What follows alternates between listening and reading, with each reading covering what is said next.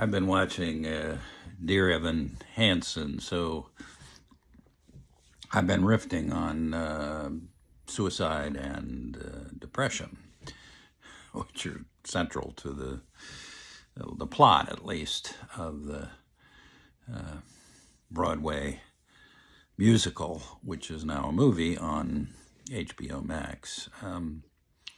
First, since it's a little simpler, let's talk briefly about suicide. Perhaps all of us at some point have someone in our life threaten suicide. Most of the time, this is probably a cry for more intimacy with that person, but there are a couple things you can do. The first question is, do you have the means to commit the suicide? Do you have the pills? Do you have the gun? Do you have whatever it is you're planning on doing? Do you have the means? Now, most people are a little afraid to ask that question, but that's the question you need to ask. If somebody is seriously contemplating suicide, they will have the means, or they will be in the process of thinking about how to get the means. And usually they'll tell you the truth about that. They'll say, well, no, I don't have any pills, but I'm getting some. In which case, your next comment is, when you get the means to commit suicide, will you tell me?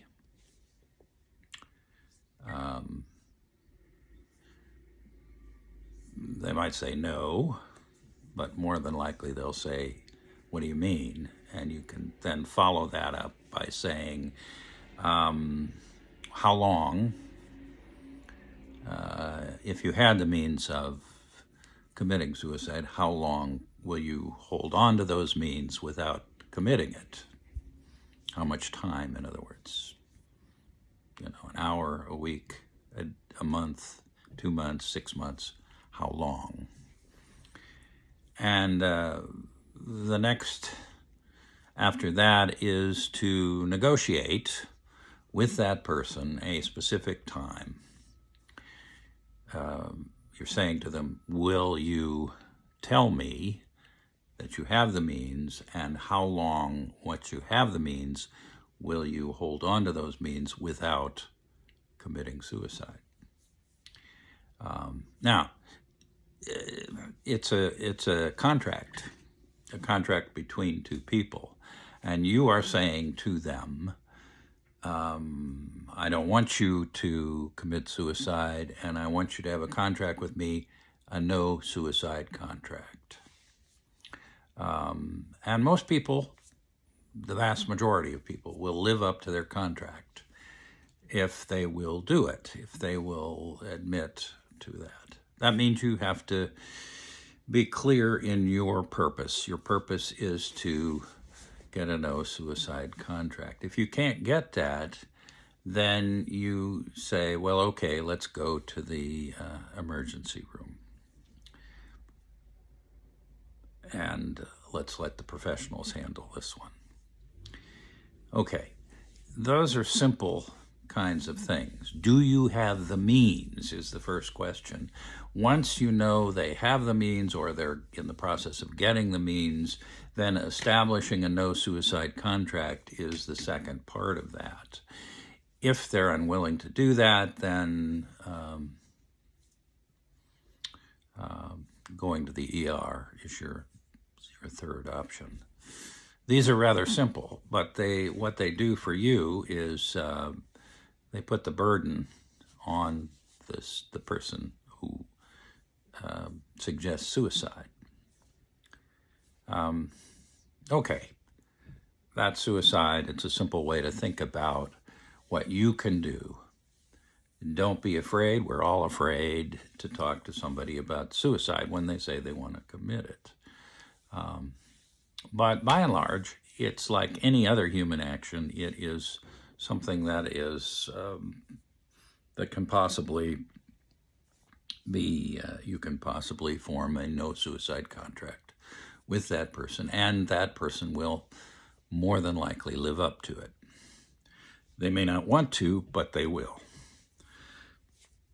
for the most part. And then, you let them know that you're handling this burden, but you are not going to do it alone. Okay, so that's suicide. In general, when I've been approached by somebody who is contemplating suicide, that's what I do. I ask them, do they have the means? And if they have the means, I ask them how long they can stay alive with a no suicide contract. For the ones who are quite fragile, it might be a very short period of time, but you can renegotiate at the end of that time. So they say 5 minutes, you wait 5 minutes, you renegotiate. Gradually, they lengthen it out to maybe 24 hours or even a week.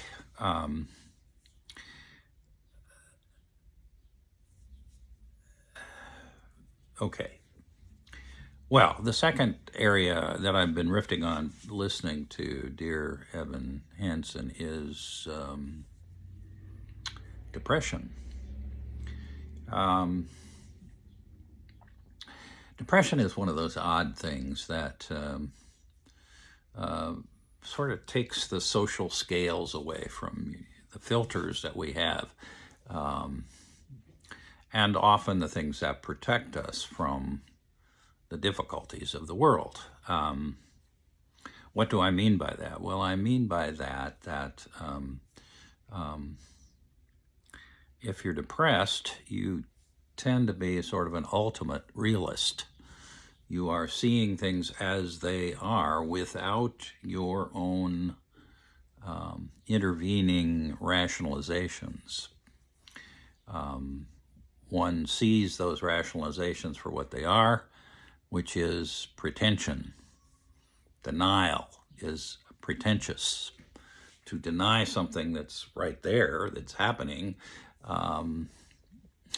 is pretentious. It is egotistical. It is really not helpful, ultimately. It is for short term. A lot of denial often gets us through bad places. But for people who are depressed, that denial is probably not available, nor many of the other protective mechanisms that are part of human life. Now, I'm a person who has experienced depression, for the most part. Mild depression, medicated depression, but still depression. So what I'm saying applies to me, but it may apply to you, which is why I'm sharing it. So as a depressed person, one tends to be, as I say, an ultimate realist without the filters that protect us from the world. What does that mean? Well, I was never suicidal, so that was not something that I saw as an option. Occasionally, like anybody else, I would think about it, but I never was interested enough to acquire the means to do it. And it was just a short-term blues thing. But there are many people for whom suicide is an alternative to the pain they're feeling because it is painful not to have defenses against whatever's going on in your life at that particular time. Now, some people have profound depression, and they have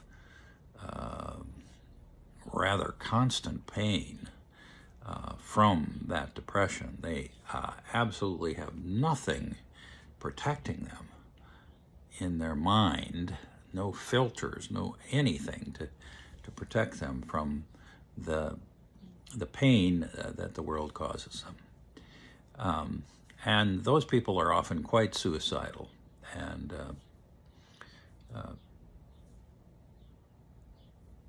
that is one of the options, of course. The other options, of course, are to withdraw, which is to isolate. The things that work for me mostly have been continued and vigorous exercise. I have a rowing machine. I row not every day, but at least 5 days a week. And I row considerably for 50 minutes on contact, about 10,000 meters according to my little metric thing that tells me what's going on. That's a lot of cardio. I used to do more lifting, but the pandemic kind of blew that away. I'll get back into it, I hope, eventually. I need to work on my core, especially. But exercise, it's good. All kinds of exercise. There are much different things. You can work on flexibility using yoga or Pilates. You can do whatever you find useful. I like rowing because nothing hurts when I row. And last time I was on a treadmill, I knocked off a kidney stone, and that was not much fun. So I don't do treadmills anymore. So you find something that works for you. There are lots of different things. Some people love lifting, and you can get on Instagram or TikTok or something, Twitter, and you can find a group of people that will support you in that. If you're depressed, it's best to get yourself to some kind of mental health professional. They have quite a large group now of medications to offer, plus talking. In a number of studies, talking therapy is as effective or as medication, though probably nothing is better than both. But the need to isolate, as one's filters are, to kind of back away from the world. That's what we do. At least that's what I do. Good to have some hobbies. I'm retired, so I'm not. I do work. I'm an Episcopal priest, so I do have a Sunday service that I do at a congregation, and that gives me sort of a regular routine. I have several volunteer things that I do. I also have hobbies. I raise flowers. Now, I do that because I learned that in my particular case, I have seasonal affective disorder, meaning, well, I found this out by living in Sault Ste. Marie, Michigan, which is absolutely on the Canadian border. And it basically it's overcast from late October until the middle of May. Very depressing for those of us with seasonal issues. So I found that raising flowers, raising plants in the house was helpful to me, and having some of that bright color and having something to take care of. I'm not married, and I don't have any children at home at this point, so it's helpful. There are lots of other things you can do, but having a hobby of some kind is important. If you're working, obviously in work you get out, but you need to make that little extra effort when you're at work to participate. Participate in those moments that are communal and social. You don't have to enjoy it, you just go do it, and your depression will tell you, but do it anyway. It's good for you. And it upsets the sort of routine of the depression. Well, there are lots of other things you can do, but those are the things that I've found useful for my particular depression.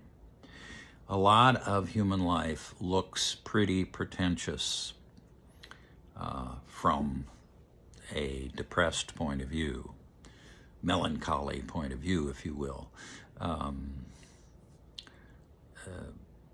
The self-absorption of many human beings, or the sort of radical other absorption of human beings, can look pretty pretentious. Remember, depression is a kind of incredible realism, the worst kind of realism, because there's no place to hide. Well, okay, depression and suicide. These are important things that a large number of people are concerned with. Get yourself something to help you with that, if that's your problem. Anyway, have a good day.